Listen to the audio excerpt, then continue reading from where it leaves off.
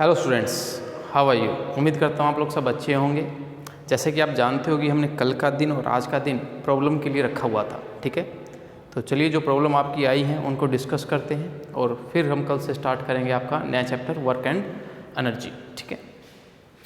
देखिए, पहला क्वेश्चन है कि एक बॉडी दे रखी है आपको जिसका मास कितना दे रखा है, 1 kg दे रखा है और उस बॉडी का एक्स डायरेक्शन में वेलोसिटी टाइम ग्राफ दे रखा है और साथ के साथ वाई डायरेक्शन में भी वेलोसिटी टाइम ग्राफ दे रखा है, ठीक है। तो आपको बताना है कि इस बॉडी पर कितना फोर्स लग रहा है as a function of time, ठीक है कि नहीं। बात आपको देखो, आपको पता है कि फोर्स क्या होता है, मास इनटू एक्सेलरेशन। ये वेलोसिटी टाइम ग्राफ है इन एक्स डायरेक्शन, तो यहाँ से मैं एक्सेलरेशन इन एक्स डायरेक्शन निकाल सकता हूँ। अगर यहाँ पर एक्सेलरेशन इन एक्स डायरेक्शन आया तो अल्टीमेटली यहाँ से मैं क्या निकाल सकता हूँ, फोर्स इन एक्स डायरेक्शन। इसी तरीके से इस ग्राफ की हेल्प से मैं निकाल सकता हूँ ए वाई एंड क्रॉसपॉन्डिंगली क्या निकाल सकता हूँ, फोर्स इन वाई।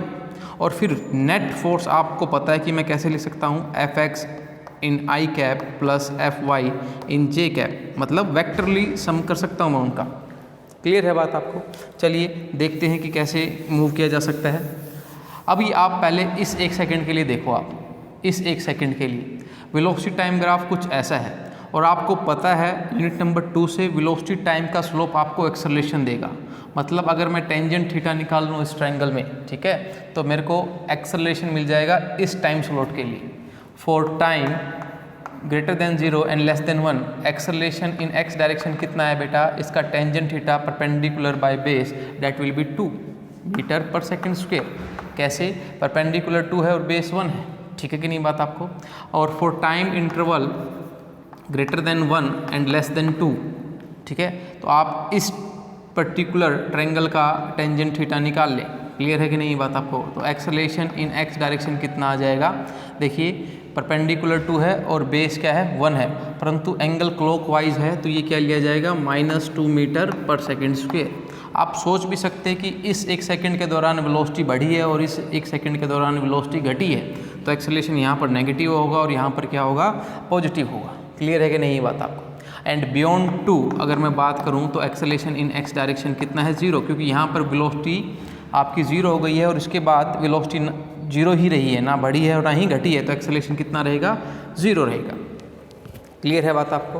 तो अगर यहाँ तक आपको समझ में आ गया तो काफ़ी हद तक क्वेश्चन सॉल्व हो गया हमारा। इसी तरीके से अगर मैं वाई डायरेक्शन में देखूँ फॉर टाइम पीरियड 0 से 1 के बीच, तो एक्सेलरेशन इन वाई डायरेक्शन कितना आएगा, आप इस ट्रायंगल का क्या निकाल लें, स्लोप निकाल लें। स्लोप क्या होता है, परपेंडिकुलर बाय बेस, ये B1 और ये B1, तो आपका आ गया 1 मीटर पर सेकेंड स्क्वेयर।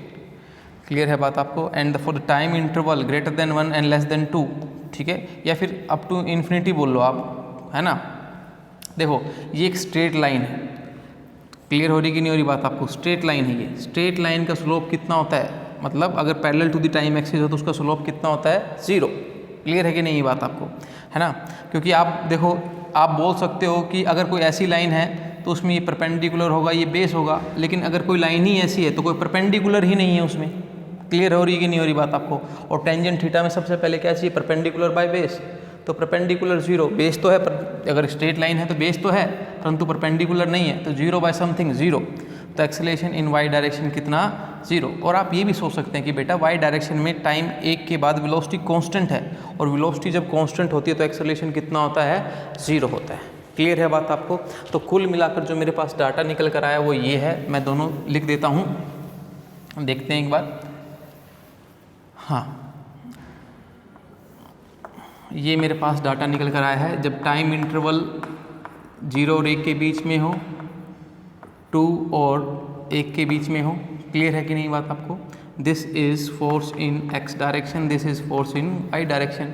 तो ये कितना निकल कर आया, अगर मैं पहले एक्सेलरेशन निकाल लेता हूँ बेटा एक बार, acceleration in x direction and acceleration in Y direction. ये कितना निकल कर आया, 2 और ये -2, ठीक है।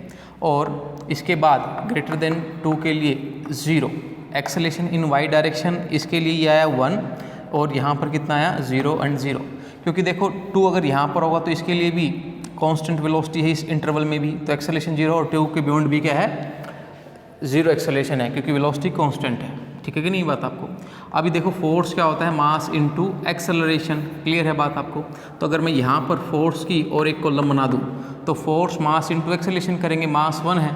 तो अगर मैं इसी के साथ यहाँ पर फोर्स दिखाऊँ आपको, देखो ये वाला फोर्स के साथ ये फोर्स का भी काम करेगा ये कॉलम, क्यों? क्योंकि मास 1 है, जितना अल्टीमेटली एक्सेलरेशन होगा उतना ही क्या होगा, फोर्स होगा। क्लियर है कि नहीं बात आपको। ये force in x direction and this is force in Y direction. तो अल्टीमेटली आप कह सकते हैं कि 0 से 1 के लिए जो नेट फोर्स होगा वो होगा 2i प्लस जे कैप। क्लियर है, देख लो 2i, एक्स में है तो i कैप और प्लस जे कैप। क्लियर है। अब फिर सॉरी 2 और 1 के बीच में फोर्स की अगर मैं बात करूं तो कितना होगा, -2i प्लस 0 जे कैप। क्लियर है बात आपको। एंड बियॉन्ड 2 की बात करूं तो फोर्स कितना होगा, 0। तो देखो आपने फोर्स को as a function of time बता दिया है कि इस टाइम के लिए इतना फोर्स, इस टाइम के लिए फोर्स और इस टाइम के लिए इतना फोर्स। ठीक है, तो आसान क्वेश्चन था, आप इसको कर सकते हैं, लेकिन आपको इसके लिए बेसिक नॉलेज होनी चाहिए काइनेमेटिक्स की कि वीटी ग्राफ का स्लोप आपको क्या देता है, एक्सेलरेशन देता है। क्लियर है बात आपको। चलिए नेक्स्ट क्वेश्चन और देख लेते हैं बेटा। नेक्स्ट क्वेश्चन कैसा है इसको समझिए आप।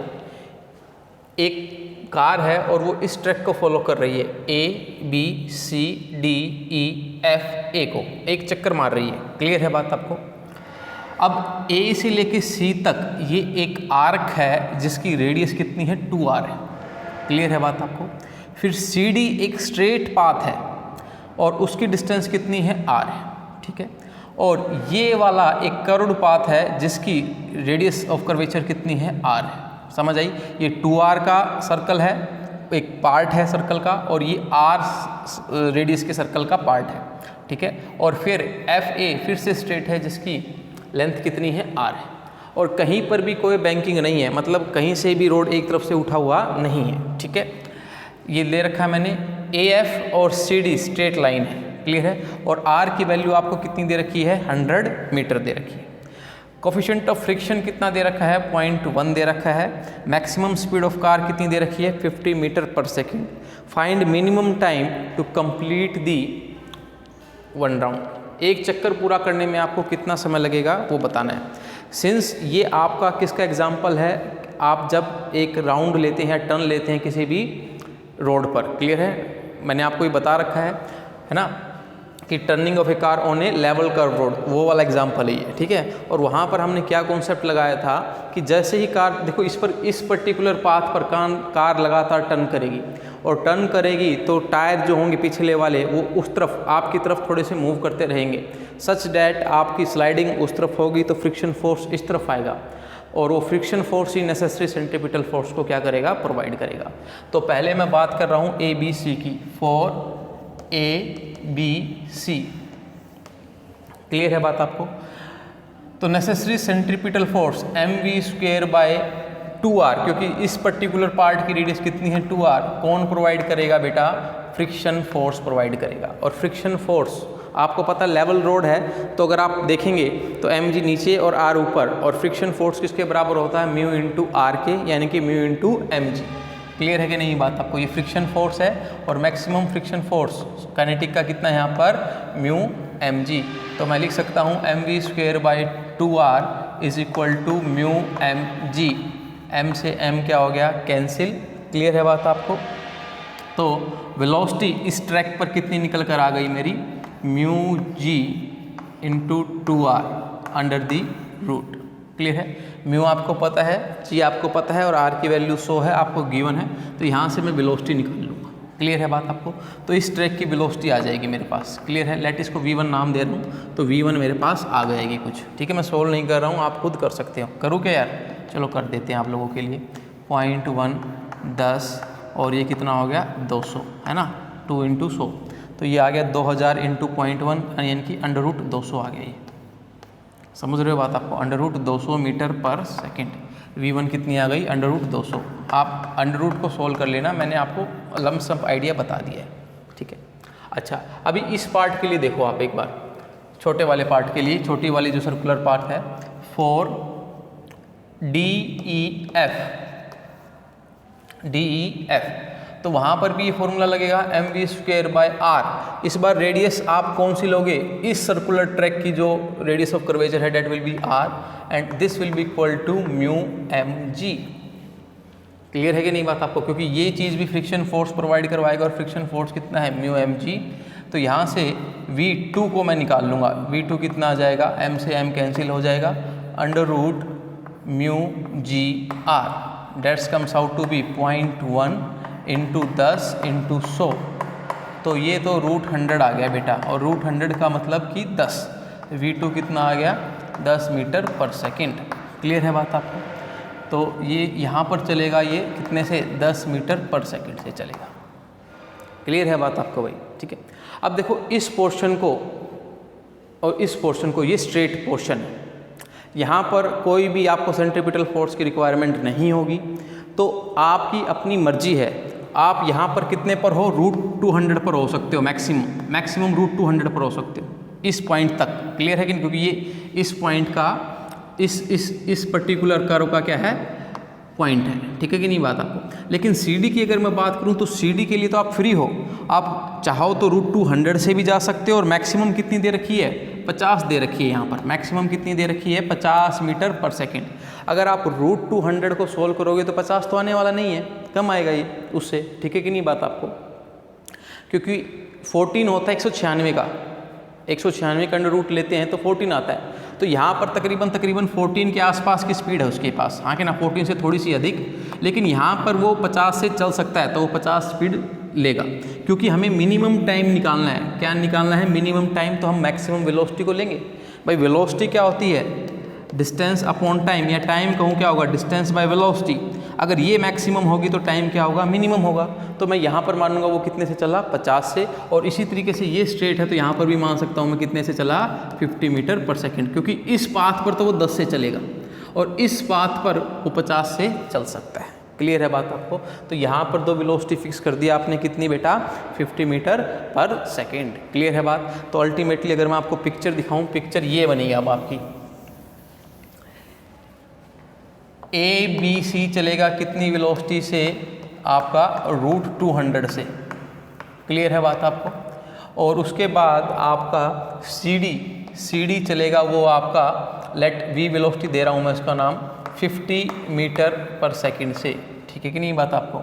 इसके बाद क्या आ जाएगा आपका DEF चलेगा V2 से, और वो कितनी है 10 मीटर पर सेकंड। और इसके बाद आपका आ जाएगा FA, वो कितना चलेगा बेटा जी, आपका चलेगा 50 मीटर पर सेकंड से। वेलोसिटी आपने निकाल ली है सबकी, सभी पोर्शंस की। अब अगर आप डिस्टेंस को वेलोसिटी से डिवाइड कर दो हर एक पोर्शन की, तो आपको हर एक सेक्टर का टाइम निकल आएगा, और टोटल टाइम अगर आप जोड़ देंगे तो that will be your answer. अगर मैं टाइम ABC को कवर करने में देखूं कितना लगेगा, तो टोटल डिस्टेंस देखो, टोटल डिस्टेंस बेटा ये 3/4 क्वार्टर है, पूरा सर्कल नहीं है ये, 3/4 क्वार्टर है ना। तो 3/4 इंटू 2πr, 3/4 ऑफ 2πr, और ये r कितना है 2r है, डेट विल बी 200। क्लियर है कि नहीं बात आपको, समझ आई बात आपको। 3/4 ऑफ 2πr है ये, क्लियर है बात। और इसके लिए वेलोसिटी कितनी है √200, समझ आ गई होगी आपको बात, है ना। इसको सोल्व करेंगे। फिर टाइम फॉर CD कितना है, डिस्टेंस आपकी 100 है, और वो कितने से चल सकता है 50 से चल सकता है। टाइम फॉर DEF देखो वो 1/4 क्वार्टर है, ये 1/4 क्वार्टर है, हाँ के ना।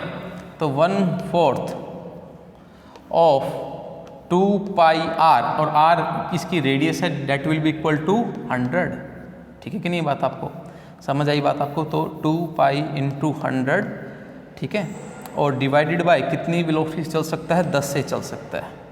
इसी तरीके से टाइम फॉर FA, आप बोलोगे कि डिस्टेंस है सर 100, और कितने से चल सकता है 50 से।